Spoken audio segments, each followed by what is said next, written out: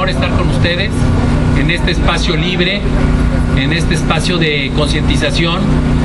De verdad agradezco mucho a los compañeros que me hicieron favor de invitar, y además sé el esfuerzo que están ustedes haciendo por concientizar, que es la tarea central, pero además el tema que hoy nos congrega para mí es un tema central para entender nuestra historia, para entender las luchas que estamos librando. Hablar de Flores Magón, de la lucha magonista del Partido Liberal Mexicano, es hablar de la síntesis de la historia de la patria, por muchas razones. Hoy que el término anarquista es satanizado, hoy que hablar de anarquismo es hablar de vandalismo, por obra de una serie de hechos violentos que se han dado fundamentalmente en la Ciudad de México, pero también en otros estados, y Puebla ha sido también testigo de algunos hechos lamentables de represión y satanización de las luchas de oposición. Traer a la memoria a Ricardo Flores Magón, el héroe quizá más puro de nuestra historia, y la influencia que tiene en la Constitución de 1917, que desgraciadamente ya no es la Constitución que está vigente, pero que sigue siendo el referente de la lucha de quienes queremos transformar este país. Es para mí no solamente satisfactorio, sino motivo de una gran oportunidad para retomar ese ejemplo y esos principios que muchos hombres de izquierda, hombres y mujeres de izquierda, necesitarían recordar. Al referirme al anarquismo, me estoy refiriendo a una de las raíces ideológicas que construyeron esta nación, porque para aquellos que se les olvida, Ricardo Flores Magón y la corriente del Partido Liberal Mexicano, que son los exponentes más claros del anarquismo en México, son los autores de la Constitución de 1917, y me refiero a la Constitución de 17 en términos globales, porque son los autores de los artículos que le dieron sentido a esa Constitución y a la lucha revolucionaria que, si bien encabezó Madero, los precursores fueron los magonistas. No por nada en Flores Magón se sintetizan las dos fechas centrales que le dan sentido a esta nación. Él nace un 15 de septiembre de 1877 y es asesinado un 20 de noviembre de 1922. Una vida corta pero fecunda. Este hombre que vislumbró un país diferente tomó dos rutas para cambiar este país. La primera es la ruta de la concientización y la educación del pueblo. El magonismo, el Partido Liberal Mexicano, tomaron la vía de la educación del pueblo y lo lograron. La vía de transformación a través de la concientización que hicieron vía los clubes liberales, espacios como este. Por eso yo creo tanto en los esfuerzos como los que ustedes realizan en todo el país, espacios libres, con compromiso ideológico, con identidad, con conciencia histórica y con conciencia del momento. Esos núcleos que se llamaban clubes liberales a principios del siglo pasado fueron los autores, los gestores, los promotores que allanaron el camino para la revolución que encabezó Madero. La otra vía que escogió Ricardo Flores Magón y la corriente liberal fue la vía armada. Ricardo Flores Magón, si bien originalmente llegó a pensar que este país podía transformarse por la vía pacífica, por la vía de las leyes, en 1908 tuvo que salir de este país perseguido, acosado por las fuerzas de Porfirio Díaz, a los Estados Unidos para desde allá organizar una revolución armada. La revolución magonista fracasó. Hubo muchos intentos, Palomas, Viesca. Eran jóvenes, eran adolescentes los magonistas, muchachos de 14, 16 años, que eran asesinados. Nada más iniciaba el movimiento porque la policía, los esbirrios porfirianos estaban encima del Partido Liberal y estaban enterados cada vez que se preparaba un levantamiento en el norte del país. Las tropas llegaban, acababan con casi todos, y los jóvenes que sobrevivían los sometían a penas de 50, 90 años de prisión. El Partido Liberal Mexicano provenía de una tradición mucho más moderada. En realidad, el círculo liberal que dirigía Camilo Arriaga convoca en 1900 a un gran congreso.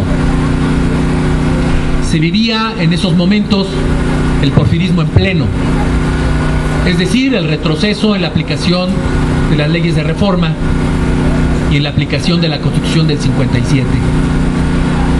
El discurso de los clubes liberales originales que se reúnen en San Luis era un discurso fundamentalmente laico, que defendía la separación Iglesia-Estado y pretendía retomar esa parte de la lucha de los reformistas de Benito Juárez, de Melchor Ocampo, de Guillermo Prieto, y con ese sentido se reunieron en San Luis Potosí. Fue una congregación de ciudadanos de todo el país que estuvieron durante 2 o 3 días debatiendo sobre la importancia justamente de la educación del pueblo mexicano, porque ellos veían con gran preocupación que el clero estaba retomando los poderes prerreformistas y estaba orientando la educación del pueblo mexicano.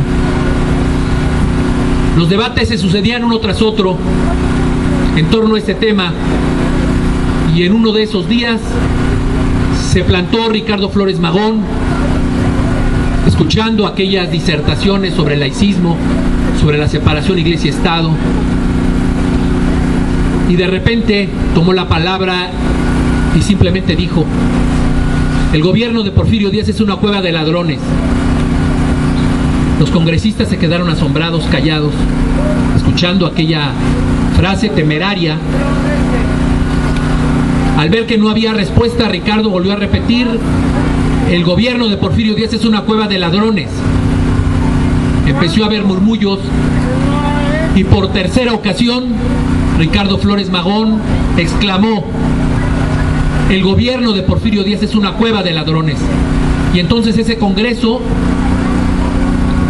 estalló en aplausos, y Ricardo les dijo: si no somos capaces de poner el dedo en la llaga y hablar del problema real que tiene este país, no vamos a transformar nada.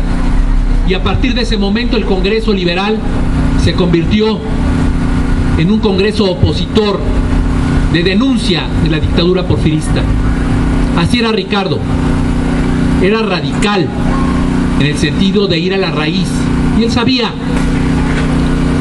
lo entendió desde muy temprano, que el problema del retroceso de este país en aquellos años era el sistema político que dirigía de manera férrea a un solo hombre, Porfirio Díaz, que era el responsable de la omisión de la ley, de la represión, del retroceso, de las injusticias, de la falta de democracia.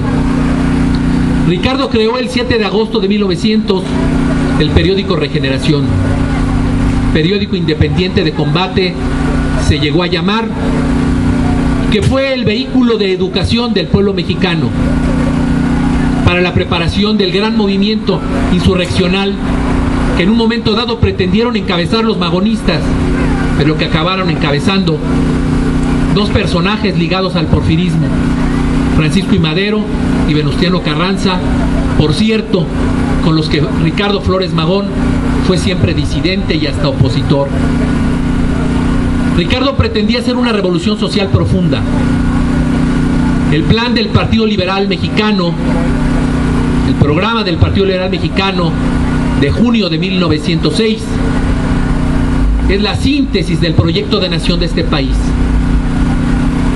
Es el segundo gran proyecto liberal. El primero fue el proyecto de la generación de la Reforma. El segundo es el magonista. Y es fundamental para entender qué pasó en este país, qué logramos y qué nos falta por hacer. Ese programa y ese plan liberal es la síntesis de las luchas históricas del pueblo mexicano. Ahí está expresado el contenido del artículo 3, el contenido del artículo 27, el contenido del artículo 123 y el 130. Es decir, la educación laica, gratuita y obligatoria, la reforma agraria, la soberanía sobre los recursos naturales, el municipio libre, la separación iglesia-estado. Ahí está condensado lo que después sería el programa de la corriente radical jacobina, que fue la que tomó las banderas magonistas. Porque si bien, como les decía, Ricardo fracasó en el terreno de la revolución armada que pretendió encabezar, el magonismo triunfó en la Revolución Mexicana vía su programa y la conciencia que generó en el pueblo mexicano. En realidad, si nos atenemos a los hechos históricos, la revolución política que pretendían Madero y que quiso continuar Carranza no hubiera pasado de un golpe de Estado, es decir, de la transformación meramente reducida a los hombres en el poder. Gracias al magonismo, la revolución mexicana se puede llamar revolución mexicana y fue una revolución social. El fracaso de los intentos de levantamiento armado de los magonistas tiene mucho que ver con el acoso de los Estados Unidos sobre los compañeros magonistas. Ricardo, Enrique, Antonio Villarreal, Antonio Díaz Soto y Gama, Juan Saravia, que salieron huyendo del país convencidos de que desde aquí era imposible hacer ninguna acción política, después de haberla intentado por la vía política, y cuando se convencen de que tienen que hacer un movimiento armado, cuando acuden a los Estados Unidos lo hacen pensando que desde allá pueden fraguar y organizar la revolución armada. Y lo que pasa es que se da un contubernio estrecho entre las fuerzas policíacas porfirianas y los agentes norteamericanos al servicio del gobierno de los Estados Unidos. En cuanto pisa Ricardo y los magonistas territorio norteamericano pensando que van a encontrar ahí un territorio libre, es perseguido, es encarcelado, la imprenta que utiliza para editar Regeneración es destruida. Prácticamente la mitad de su vida, más de la mitad de su vida la pasa Ricardo tras las rejas. Pero también prácticamente toda su vida no deja de ser fecundo el trabajo intelectual que él realiza. No deja de publicar Regeneración. Y cuando piensa que se agota Regeneración, publica el Hijo del Aguizote. Cuando las fuerzas de represión porfirianas destruyen el Hijo del Aguizote, edita Redención y edita Revolución, otros periódicos de concientización que él se esfuerza que lleguen a México. Esos periódicos llegaban aquí a Puebla. Lector de Regeneración era Aquiles Cerdán, pero no solamente Aquiles Cerdán. Si revisamos la historia de los hombres que hicieron la revolución, los constructores de la revolución, todos se formaron en los clubes liberales y todos leyeron Regeneración. Desde Álvaro Obregón, Plutarco Elías Calles hasta Lázaro Cárdenas, todos tuvieron una influencia fundamental, abrevada de Regeneración y la labor de los liberales. Pero sobre todo, un personaje que es clave en la elaboración de la Constitución del 17, Francisco J. Múgica. Hay que recordar que Ricardo estaba en esos años preso en los Estados Unidos. Regeneración se seguía editando y se seguía publicando y no dejaba él de escribir ni un solo día. Por táctica, después de la derrota del llamado a la Revolución de 1906 y el segundo que hizo en 1908, cuando Ricardo se entera de que Francisco I. Madero, un hombre ligado al círculo cercano al dictador, ha convocado una revolución para el 20 de noviembre de 1910, tácticamente Ricardo aconseja a los grupos magonistas en el país que se unan a la revolución, a esa revolución de Madero. Y él se encarga de estar enviando mensajes diciéndoles que lo importante es estar en la lucha armada para que ese intento de revolución que pretendía hacer Madero, limitado a lo político, acabara construyendo una revolución social. Así es como participa el magonismo en la Revolución Mexicana. Sin embargo, Madero, ayudado por los Estados Unidos, se enfrenta a las fuerzas magonistas, las reduce. El magonismo es acusado incluso de filibusterismo en Baja California, porque se debe a Ricardo la creación del primer estado revolucionario socialista en Baja California. Esa acusación de filibusterismo y de traición a la patria es producto de las mentes pequeñas que no vieron en la influencia magonista el verdadero sentido que necesitaba esa revolución. Divorciados Madero y Carranza del magonismo, Ricardo sigue su lucha desde los Estados Unidos y desde la prisión. Y aquí lo que pasa es una lucha de caudillos, uno tras otro, que aterra, que preocupa a Ricardo, porque además, desde el punto de vista de él y de la lucha que él había concebido para cambiar este país, la lucha de los caudillos era la lucha más ociosa que podía vivir este país, cuando lo que se necesitaba era una transformación profunda. Ricardo es aprehendido la última ocasión en 1918, cuando la Constitución está vigente. Pero un año antes, 1917, y él no lo sabe, él muere pensando que ha fracasado. En realidad, en 1917 asistimos al triunfo del magonismo y del programa del Partido Liberal en los debates del Constituyente de Querétaro. ¿A qué me refiero cuando hablo de esto? Ustedes recordarán que cuando se convoca al Constituyente, la idea de Carranza era simplemente reformar la Constitución del 57. Pero no contaba con algo, con la influencia ideológica que había sembrado ya el magonismo en la cabeza de muchos de los actores de la revolución. En 1914, justamente, en marzo, en la hacienda de Guadalupe, cuando Carranza concibe la lucha en contra de Victoriano Huerta y redacta el programa, el Plan de Guadalupe, el programa para combatir al dictador, al usurpador que asesina a Madero, hay una asamblea de jóvenes oficiales formados en la revolución de Madero. No eran en su mayoría, había algunos, pero la mayoría se había formado tras el levantamiento del 20 de noviembre de 1910. Eran jóvenes oficiales la mayoría, pero la mayoría también formados, insisto, en las luchas magonistas y en la lectura de regeneración. Cuando Carranza se presenta ante esa asamblea y les entrega el contenido del Plan de Guadalupe, pasa algo que es fundamental para entender el sentido de la Revolución Mexicana. Aquel Plan de Guadalupe que había redactado Carranza con su secretario Alfredo Breceda se refería exclusivamente a la parte política programática que debía tomar el movimiento armado contra Huerta. Es decir, desconocía al gobierno usurpador, desconocía a los gobiernos de los estados, a los gobiernos municipales, y decía que en cada plaza a la que llegaran las fuerzas constitucionalistas tomarían posesión del poder, y a partir de ahí habría una transformación de las instituciones. Se levantó Múgica y le reclamó: señor, ¿y dónde están las reivindicaciones sociales? ¿Dónde está la lucha por la tierra? ¿Dónde está la educación laica y gratuita? ¿Dónde están las luchas sociales profundas por las que nosotros estamos en esta batalla contra, primero, el dictador Porfirio Díaz y ahora contra Huerta?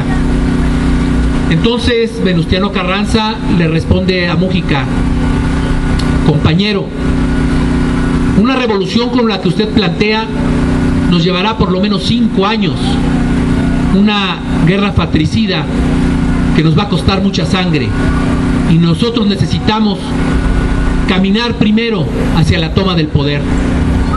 Mújica le responde: hay aquí, señor, suficiente juventud para dilapidarla no 5 años, 10, 20, 30, pero necesitamos una revolución social. Finalmente se impuso el criterio de Carranza, pero esa corriente, entre la que estaba Lucio Blanco, Jacinto B. Treviño, varios jóvenes oficiales, logró ese día una promesa de Carranza. Logró que el plan de Guadalupe, al fragor de la lucha, se iba a reformar para incorporar esa promesa de revolución social, pero además la promesa de convocar a un nuevo constituyente. Ahí surge la promesa de hacer una nueva constitución y se debe a esa corriente que estaba naciendo, que nació ahí en la hacienda de Guadalupe y que empezó a caudillar Francisco J. Mújica. Bueno, pues esa corriente fue con la que no contaba Venustiano Carranza cuando presentó su proyecto de reformas de la Constitución de 1857, perdón. Los debates que se llevan a cabo en Querétaro dividen a esa asamblea en 2 bloques. El bloque moderado, Palavicini, José Natividad Macías, cabezas de ese grupo, que además prohijaba y patrocinaba a Venustiano Carranza, y el grupo radical jacobino, que era ese grupo que venía de la lucha social, que venía de la formación magonista, que encabezaba Francisco J. Mújica y del que formaron parte importante Heriberto Jara, Alfonso Cravioto, entre otros constituyentes. La lucha al interior del constituyente se da entre esas 2 fuerzas políticas. Los que querían cambios moderados, los que querían cambios moderados, pequeñas reformas, y los que querían hacer realidad la lucha social que en su momento encabezó el Partido Liberal Mexicano.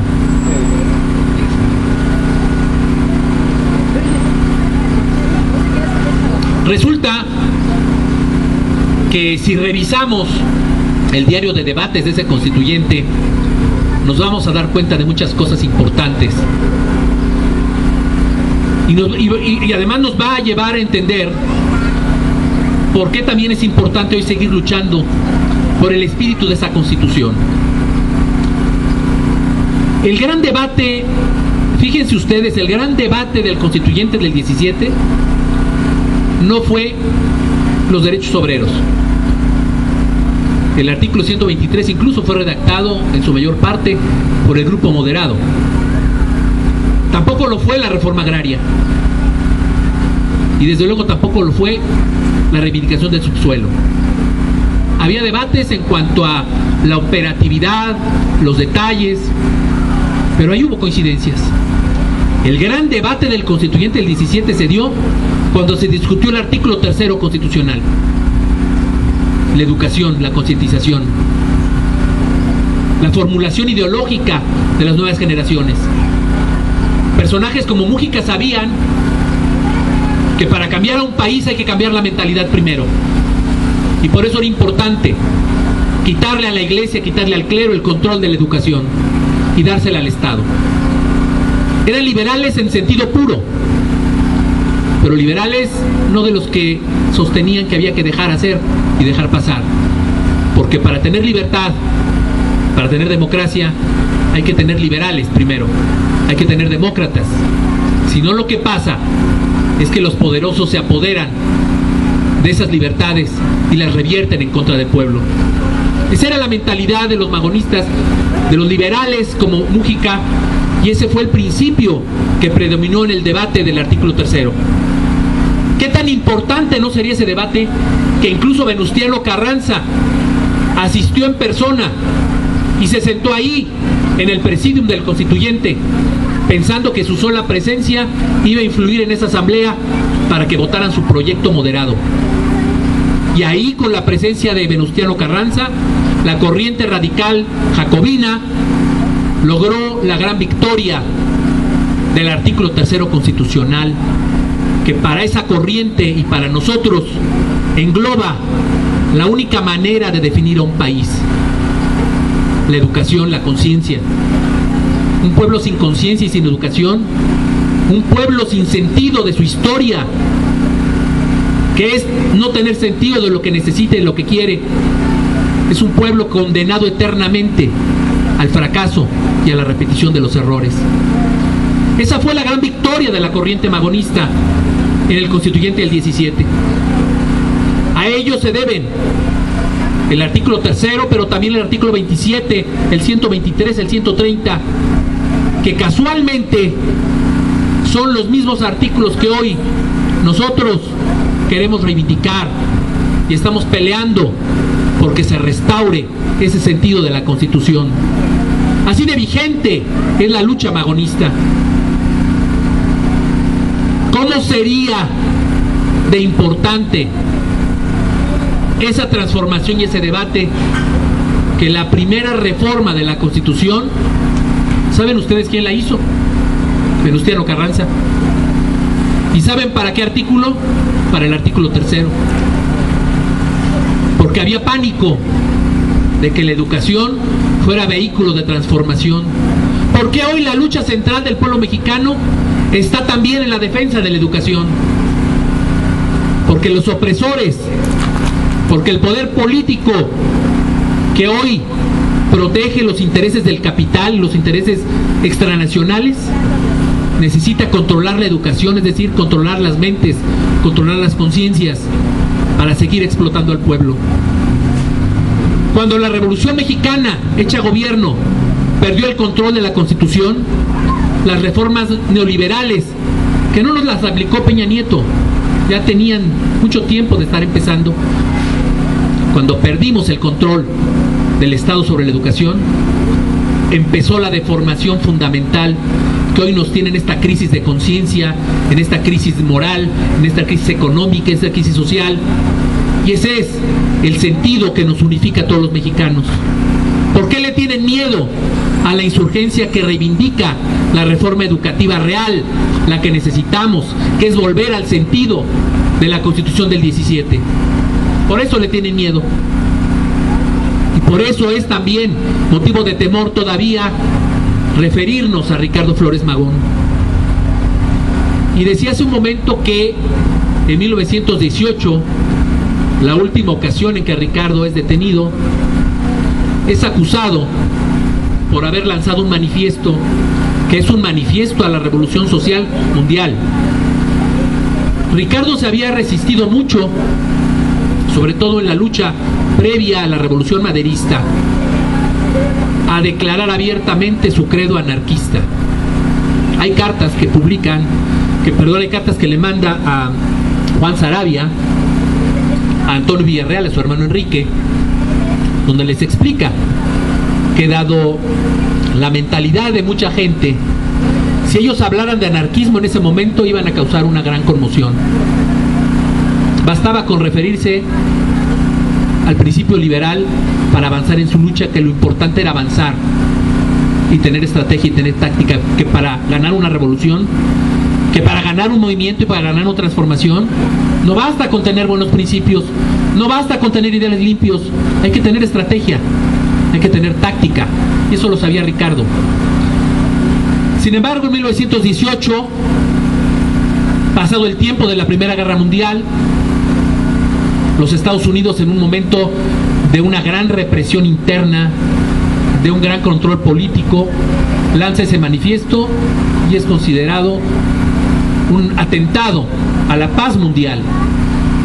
Ricardo es hecho preso en 1918 y a partir de ese momento inicia una lucha tenaz con varias personas norteamericanos, socialistas, anarquistas, solidarios, por lograr su libertad. Ricardo era un hombre de espíritu libre. Ricardo era un hombre que sufría la tortura de la prisión.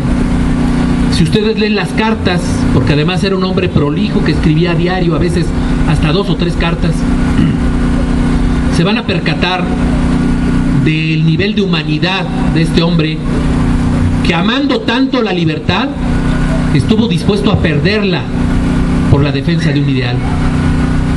Esas cartas que le envía a su esposa María, las cartas que le envía a sus amigos, son cartas de dolor. Águila sin alas, soy solo eso, y sin garras. Francisco I. Madero le manda a ofrecer la vicepresidencia de la República, una vez ganando la revolución. Momentos en que pensaba él hacerse cargo del poder y tener junto a él al hombre que había hecho posible la lucha liberal. Ricardo ni siquiera lo duda, lo rechaza. Como rechazó también varios intentos por traerlo a hacer política a nuestro país, por construir un partido político y librar la lucha desde esa trinchera. Pero no solamente se negó a eso Ricardo. En sus innumerables gestiones por lograr su libertad, el gobierno norteamericano le llegó a ofrecer la libertad a cambio de que pidiera perdón y se retractara de su lucha política. Cuando su abogado va y se lo dice, Ricardo no duda y le dice: prefiero morir aquí y podrirme que renunciar a mis ideas, aunque incluso la gente no entienda por qué estoy luchando, porque Ricardo murió pensando que su lucha había sido estéril y había fracasado. El trabajo ideológico tan profundo que los magonistas hicieron, para él escapó en el balance final que hacía, y las cartas que escribió desde prisión son cartas de un hombre decepcionado, pero de un hombre firme en sus ideas, porque sabía que aunque no las viera hecha realidad, era una lucha que tenía que seguir librando hasta su muerte. En 1921 era ya presidente Álvaro Obregón, un hombre desde luego al que Flores Magón despreciaba, no solamente por tratarse de un político y de un hombre de Estado, sino porque conocía a todos los hombres de la revolución y les llamaba oportunistas que se habían aprovechado del gran aluvión, decía, de la revolución para brincar de la nada y de la podredumbre a grandes cargos que los encumbraron. Sin embargo, las organizaciones obreras, los sindicatos, las ligas socialistas, el Partido Comunista, las Juventudes Comunistas, iniciaron un movimiento social de defensa de Ricardo para que el gobierno mexicano hiciera algo por su libertad. Y ciertamente la embajada norteamericana en los Estados Unidos, la embajada mexicana en los Estados Unidos, trató de gestionar la libertad de Ricardo mediante una conmutación de la pena que tenía por la expulsión del territorio norteamericano. El 19 de noviembre de 1922, es la última carta de Ricardo a Nicolás Tebernal, un compañero de lucha que lo había acompañado todo el tiempo y que se convirtió en los últimos meses, sobre todo, en el confidente de sus cartas, de sus tristezas, de sus lamentos y de la reafirmación de su compromiso político. En esa carta, que es muy importante, Ricardo le anuncia que finalmente ya va a salir de prisión. Su abogado lo había visitado y le había anunciado que el gobierno había accedido a extenderle los pasaportes para ser deportado y regresado a México. Pero además le decía algo muy importante que para cualquier hombre y mujer de izquierda tendría que ser una fórmula. Él le habla de algo que a veces se nos olvida, de la unidad en el pensamiento diverso, que es la lucha social. Porque la lucha social no es una lucha de pensamientos uniformes. La lucha social, la clave del triunfo de una lucha social es la posibilidad de que en la diversidad e incluso en el debate interno fuerte haya unidad en lo fundamental.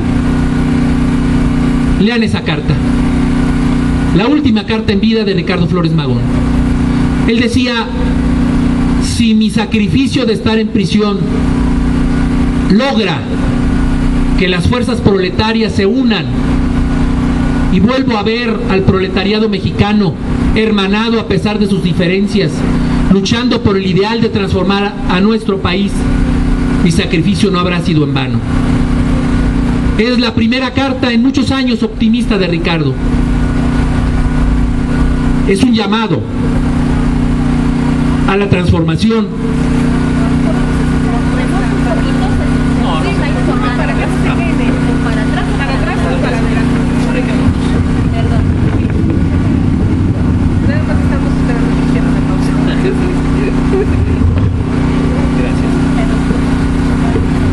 Les decía, lean esa carta de Ricardo el 19 de noviembre de 1922, su testamento.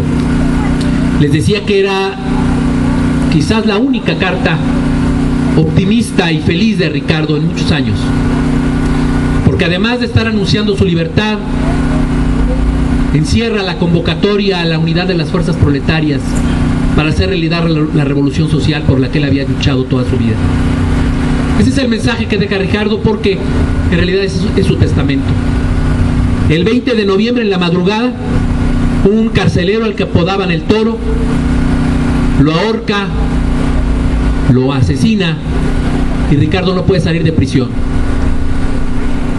Ese día, 20 de noviembre de 1922, deja de existir Ricardo, pero su pensamiento sigue vigente. Lo asesinan, pero no asesinan sus ideas. El traslado de sus restos se convierte en una manifestación popular espontánea.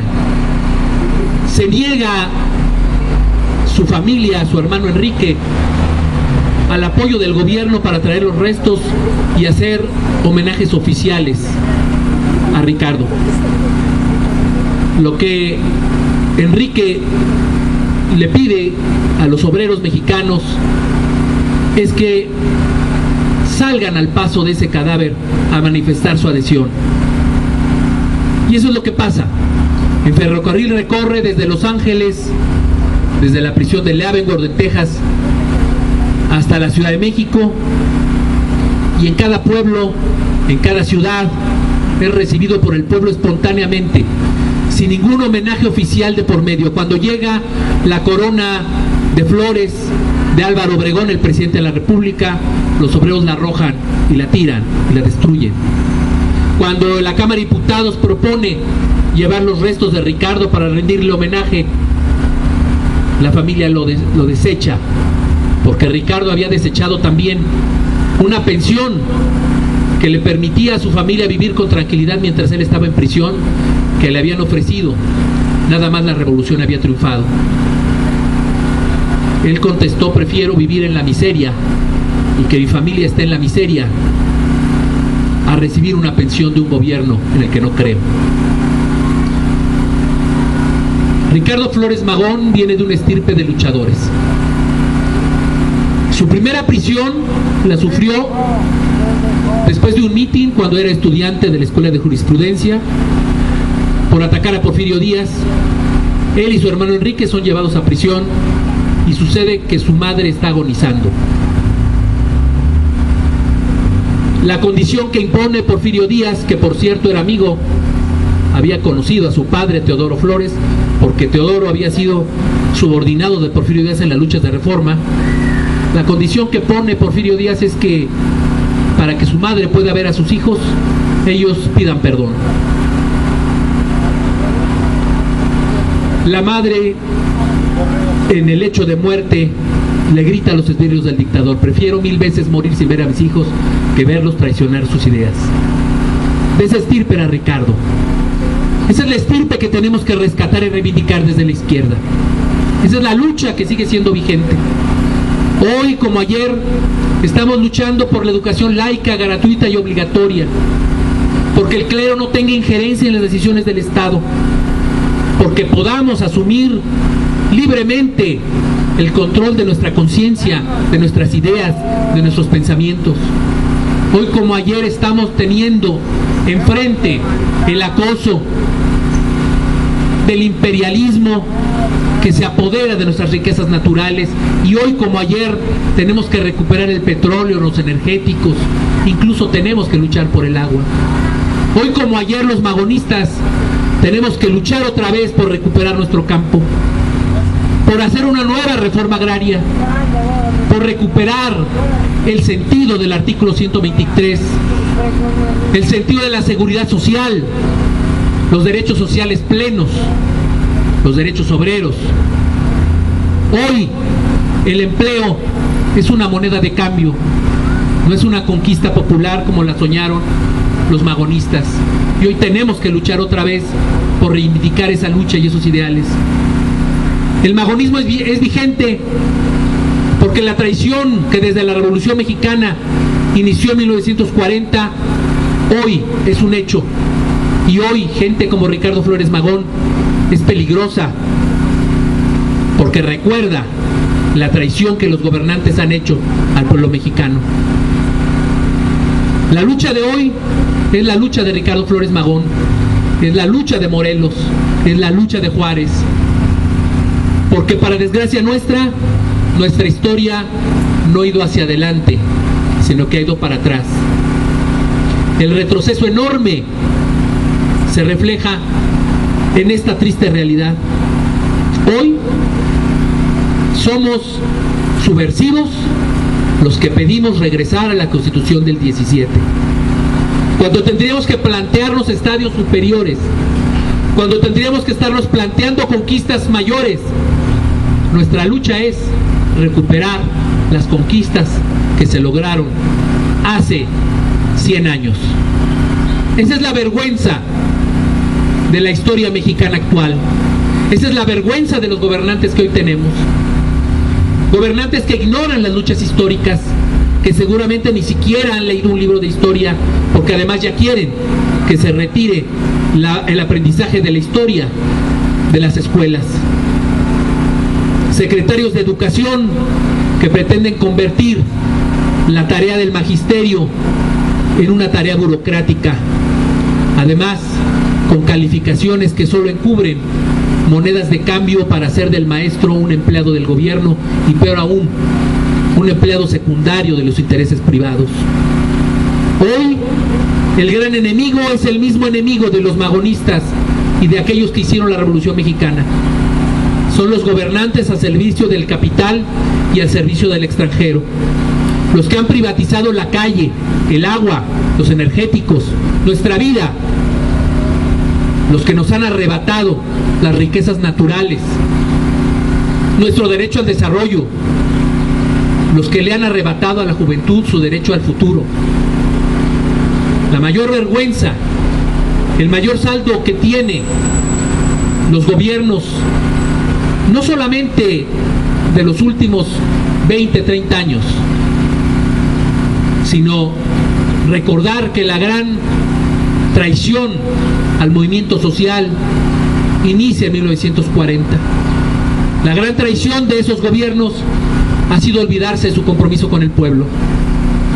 La gran traición de esos gobiernos ha sido creer que pueden gobernar con paz y con estabilidad solamente escuchando la voz de los poderosos. El problema es que han estado anidando una gran injusticia social. El problema es que han estado anidando confrontaciones, odios, rencor, un gran rencor social. Y como un movimiento de este tipo solamente puede ser acallado de una manera, con la fuerza de las bayonetas, hoy México está cubierto de represión de norte a sur, para que las voces disidentes, para que las voces libres se callen, para que aquellos que son peligrosos vayan a las cárceles, para que aquellos que significan un peligro para el status quo no existan, ni estén con la posibilidad de encabezar los grandes cambios que necesita este país. Hoy México se encuentra igual que se encontraba en 1910, cuando este país volteó la mirada hacia Francisco y Madero, pensando que ese era el camino para transformar la realidad social. Hoy la gran inconformidad que vivimos, que para nuestros gobernantes no pasa de ser un mal humor, pero que en realidad es una enorme efervescencia, es un enorme reclamo de justicia. Hoy Toda esa efervescencia social necesita ser canalizada y necesitamos encontrar la vía para hacer la transformación sin confrontarnos y sin que haya sangre. Ese es el reto de fondo. Ese es en realidad nuestro problema y nuestro mayor reto. Todas, absolutamente todas las transformaciones importantes de este país solamente se han logrado por la vía de las armas. Todas. Hay un episodio histórico que es quizá el único referente de una revolución social profunda lograda por la vía pacífica y electoral. Un episodio que para muchos no existe porque lo han tratado de borrar y olvidar. Me refiero a la etapa cardenista. El cardenismo fue la única, la primera y la última revolución profunda, lograda por medios pacíficos. Primero fue la toma del poder. Lázaro Cárdenas logró obtener el poder con el padrinazgo del jefe máximo en ese tiempo, que era Plutarco Elías Calles. Lázaro Cárdenas empezó a construir una red de alianzas internas que fue rompiendo las alianzas antipopulares que sostenían el maximato callista.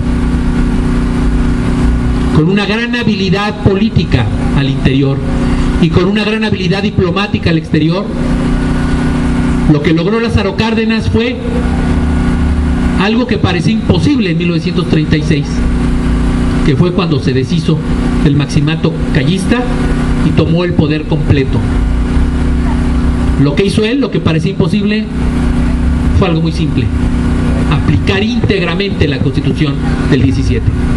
Ese es el mérito de Lázaro Cárdenas. Y el otro mérito, no cualquiera, fue haber hecho toda esa transformación, la revolución profunda en el ramo educativo, la revolución profunda que hizo en cuanto a los energéticos con la expropiación petrolera, la revolución profunda que hizo en el campo laboral y en el campo agrícola. Fueron transformaciones profundas, radicales, que sacudieron a este país. El otro mérito de esa revolución cardenista fue que la hizo pacíficamente. Es decir, que sí es posible. Y eso es lo que hoy tenemos enfrente. Todos los que buscamos la transformación de este país, estemos o no estemos en un partido político, coincidimos en que tenemos que cambiar. El problema es que hay muchos que estamos en diversas trincheras. El problema es que las luchas sociales están dispersas. El problema es que incluso hay diferencias pequeñas que nos separan, o incluso mezquindades, por qué no decirlo, que hacen imposible la unidad popular. Y hoy tenemos el reto de construir la unidad popular, y la única vía posible es con esfuerzos como este, haciendo conciencia.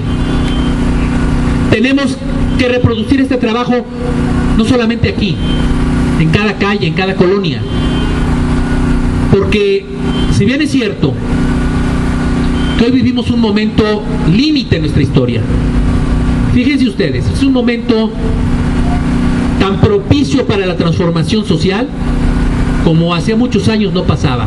Y fíjense bien lo que voy a decir: ni siquiera en 2006 ni en 2012 tuvimos esta oportunidad. ¿A qué me refiero?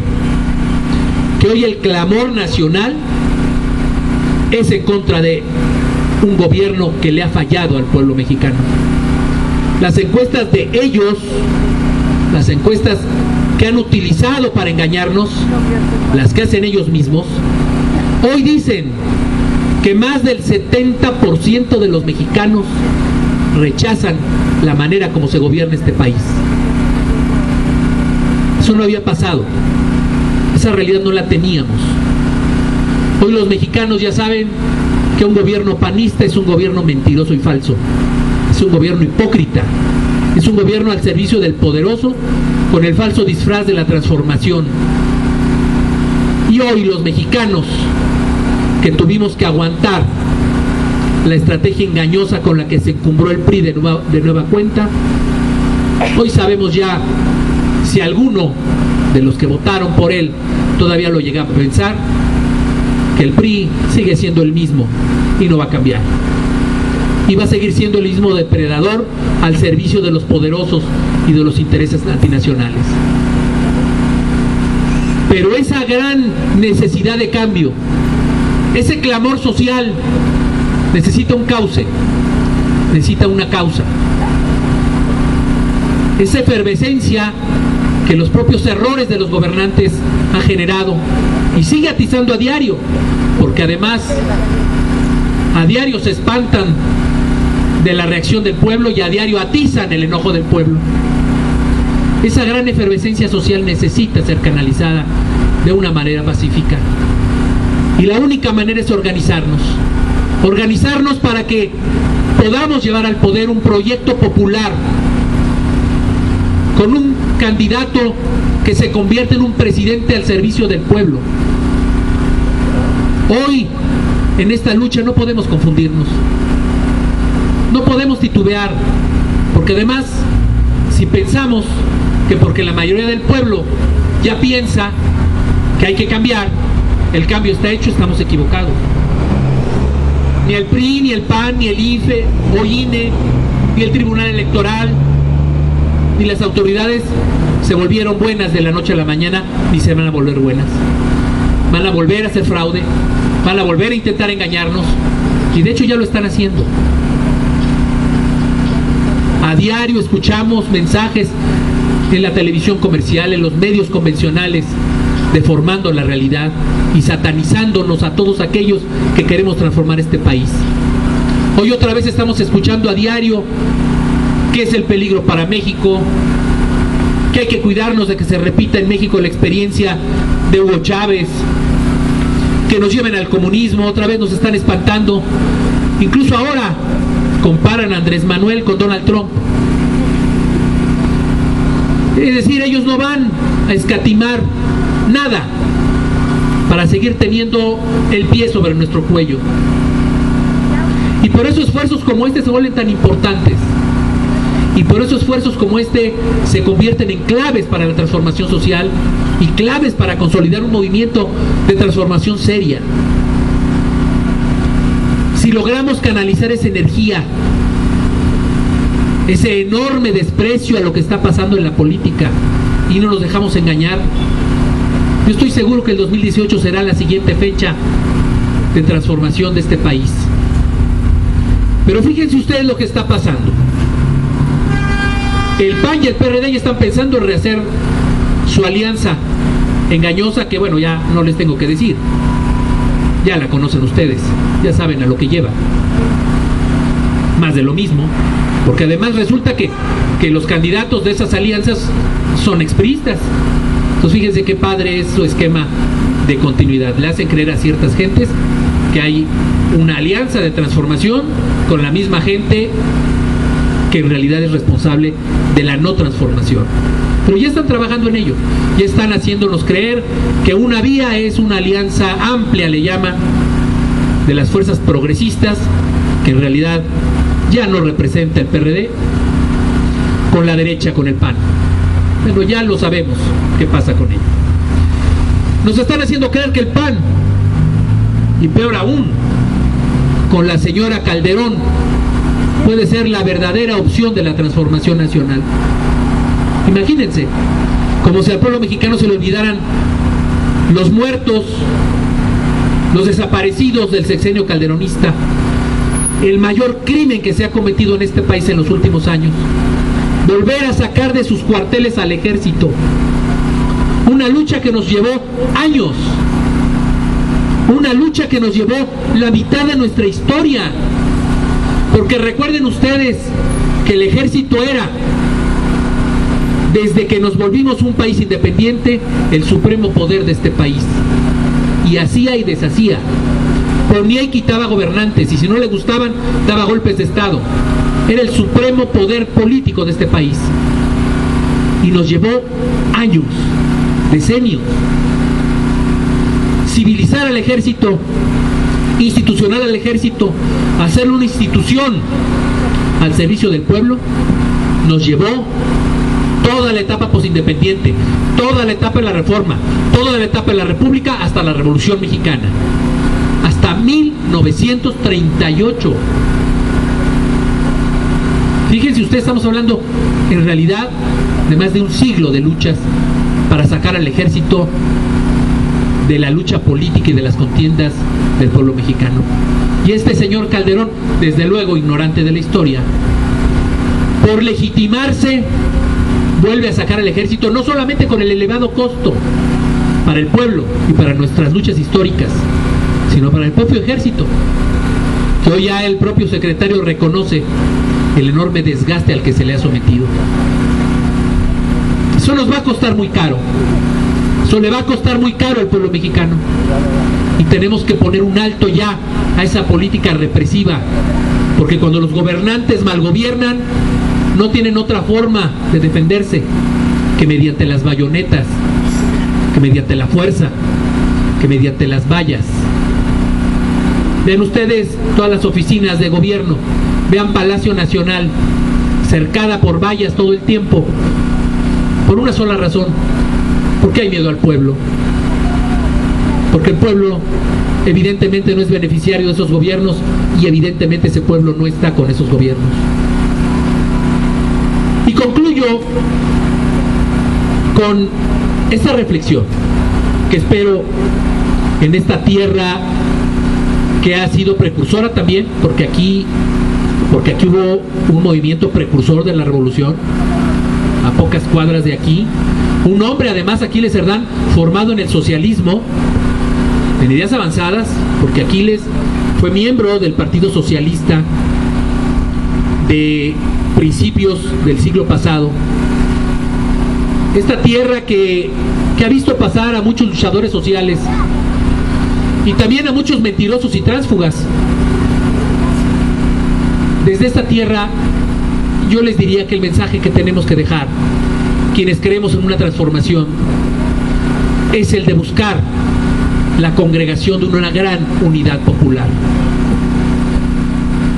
Si seguimos pensando que la lucha de los padres de Ayotzinapa es una lucha aislada, que la lucha de los maestros es una lucha que libran ellos en su trinchera, que la lucha de los trabajadores petroleros es una lucha que ellos deben librar por su cuenta, si seguimos pensando en las siglas más que en los principios y en los ideales, nos vamos a equivocar. Las transformaciones sociales se hacen desde la base de la congregación y de la suma, no de la exclusión y del sectarismo. Recuerden, relean a Ricardo Flores Magón. Sobran artículos, sobran cartas que nos enseñan, insisto, lo que decía hace un rato, que no basta con tener principios, que no basta con tener ideales, hay que tener estrategia, hay que tener táctica. Lázaro Cárdenas la tuvo para lograr derrotar el gran poder político y económico que significaba el maximato callista, pero también la tuvo para lograr, desplegando una estrategia diplomática inteligente, contar con el apoyo norteamericano para expropiar el petróleo. Ese es el talento de los líderes. ¿Qué se dio Lázaro Cárdenas a los Estados Unidos para lograr la expropiación petrolera? Es esa habilidad diplomática, como la tuvo Juárez también en su momento, para contar con el apoyo del gobierno norteamericano para la lucha que libró contra el imperialismo francés. Porque, insisto, las luchas se ganan con ideales y principios, claro que sí. Las únicas luchas y causas que valen son las que tienen principios, pero no se ganan con buenas intenciones, se ganan con organización y estrategia. Ya vivimos el 2006, ya pasamos por la experiencia del 2012. Ellos aprendieron, ellos mejoraron su estrategia para ganar la elección fraudulentamente de Peña Nieto. Nosotros tenemos que aprender de nuestra experiencia pasada y hacer posible una transformación profunda, sin confrontarnos, sin dividirnos y sin ir a la revuelta armada. Pero lo más importante, hemos escogido todos los que estamos aquí la vía civil, la vía pacífica, la vía electoral, la vía política. Yo creo que tenemos elementos suficientes para poder acreditar que sí podemos hacerlo. Pero ¿saben una cosa? No depende de un solo hombre, depende de cada uno de nosotros. En la medida que abracemos como nuestra esta causa y que reproduzcamos la conciencia que tenemos y que adquirimos a través de esfuerzos como este, es como vamos a lograr cambiar este país. Y de verdad les agradezco mucho esta oportunidad, porque de verdad insisto, para cambiar a un país se necesita conciencia. Y así como el magonismo transformó este país, haciendo la conciencia y la necesidad de una revolución social que fue real, ustedes están sembrando la semilla del cambio que necesita México. Muchas gracias.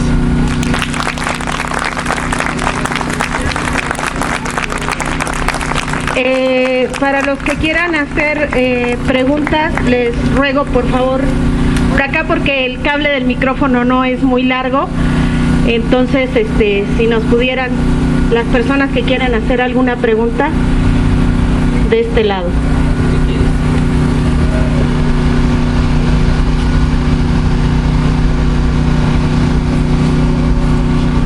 Mi pregunta es, disculpe, ¿por qué si ya había tenido, se quedó un gobierno en...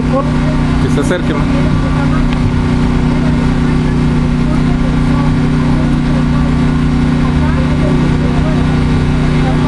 En eso luchó, estuvo preso y no lo mataron por no sé qué cosa, pero había muchas muertes por Maximino.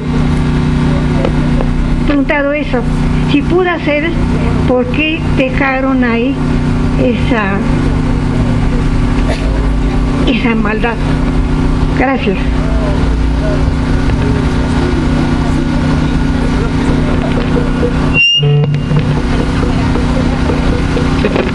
Nada más saber quién fue o quién le mandó al carcelero a asesinar a Flores Magón, si hubo una investigación y se supo quién dio esa orden. Y la otra, el ambiente familiar o su mamá, su papá, ¿qué le rodeó a él para salir así como un genio en México y imitar con nuestra familia, con nuestros hijos, para que se replique esa cultura o esa educación o esos conocimientos? Gracias.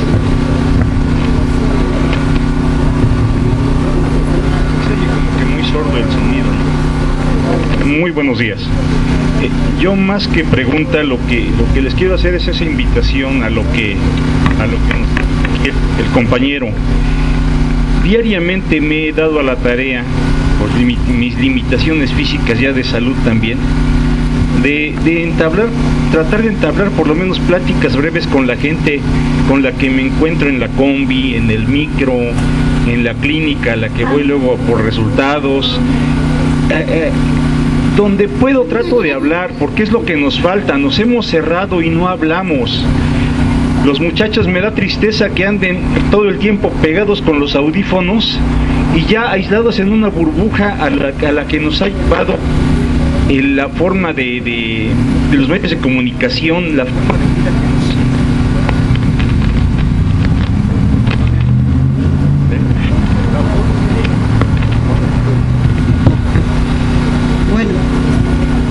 la forma de vida a la